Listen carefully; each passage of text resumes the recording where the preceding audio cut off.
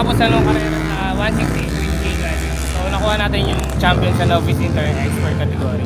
Tapos yung ginamit na motor doon sa street legal category, yun din yung ilalaban natin dito sa 160 open. So magkaiba yun, malayo yun.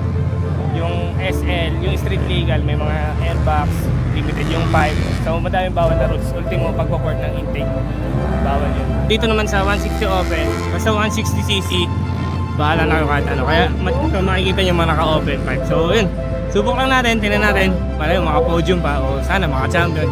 Pero ayun, testing lang kung makakatigil ka sa mga open.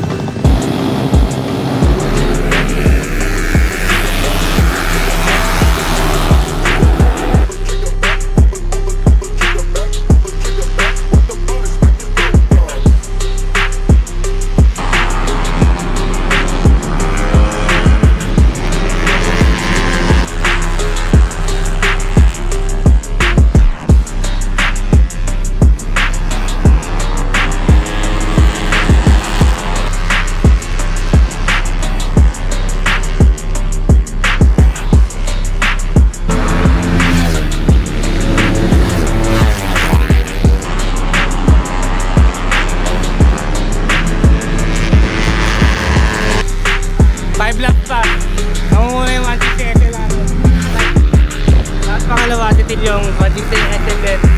Kalaban nila mga 160